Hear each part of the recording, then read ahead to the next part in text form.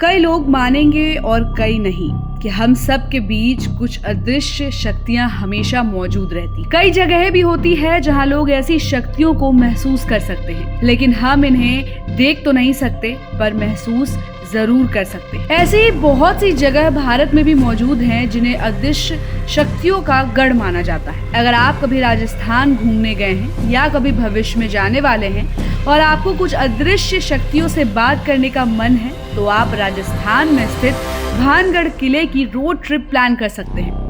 ये किला यहाँ घूमने आए लोगों को अपनी अलग अलग भूतिया कहानियों की वजह से काफी आकर्षित करता है। और क्या पता आपने भी शायद कभी न कभी इस किले में होने वाली भूतिया एक्टिविटीज के किस्से जरूर सुने होंगे। तो आखिर इस किले का राज क्या है?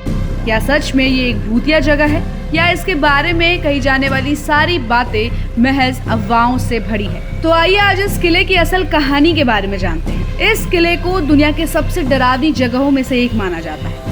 यहाँ जो भी जाता है वो अपने साथ हुई किसी भूतिया हरकत की कहानी साथ जरूर लाता है। यहाँ गए लोगों का तो ये तक कहना है कि इस जगह पर मौजूद अदृश्य शक्तियाँ आपसे बात करने की भी कोशिश करती है। वहीं अगर इसके इतिहास की बात की जाए तो कहा जाता है कि ये किला लगभग 400 साल पुराना है, जो बड़े बड़े दरवाजों से घिरा है। 17वीं शताब्दी में माधो सिंह नाम के एक राजा ने इसे बनवाया था। माधो सिंह अंबर के महान मुगल सेनापति मान सिंह के छोटे भाई थे।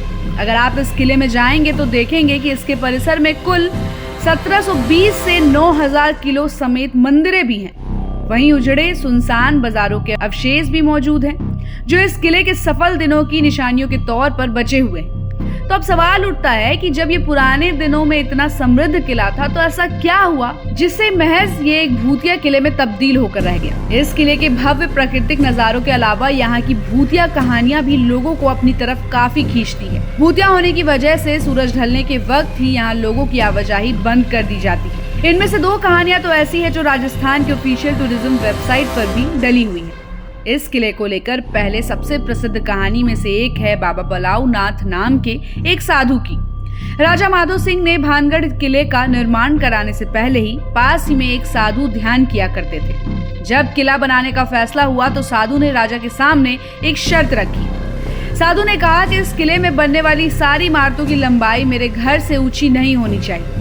इसके साथ ही साधु ने राजा को चेतावनी दी कि अगर यहाँ मौजूद किसी इमारत की परछाई मेरे घर पर पड़ी तो यहाँ बसा सारा शहर नष्ट हो जाएगा। माधो सिंह के पोते अजब सिंह ने इस चेतावनी को नजरअंदाज कर दिया और इमारत की ऊंचाई इतनी बढ़ा दी कि साधु के घर पर परछाई पड़ने लगी, जिसका नतीजा ये हुआ कि साधु की कही बात सच हो गई और सारा शहर नष्ट हो गया। इसी कहानी से हटके एक कहानी और है जो राजकुमारी रत्नावती से जुड़ी। रानी रत्नावती काफी सुंदर थी और देश के कई शाही परिवारों में उनके चाहने वालों की अच्छी खासी तादाद भी थी। एक दिन काला जादू करने वाले एक तांत्रिक की नजर राजकुमारी पर पड़ गई और वो रत्नावती के प्यार में पड़ गया। तांत्रिक ने साजिश रचकर राजकुमारी को हासिल करना चाहा था, लेकिन वो अपने इस मंसूबे में सफल नहीं हो पाया और साजिश का खुलासा होने पर उसे मौत के घाट उतार दिया गया। जिसके बाद तांत्रिक के श्राप की वजह से भानगढ़ किला खंडर में तब्दील हो गया और आज भी शाम होते ही यहाँ लोगों के चीखने चिल्लाने की आवाजें आने लगती हैं। हालांकि इन कहानियों में कितनी सच्चाई है कितनी नहीं ये नहीं कहा जा सकता। इन्हें महज कहानियों के तौर पर सुनना ही अच्छा रहेगा। तो ऐसी खबरों के लिए आप देखते रहिए सहारा समय का डिजिटल प्लेटफॉर्म और हमारे चैनल को लाइक और सब्सक्राइब करना बिल्कुल मत भूलिए।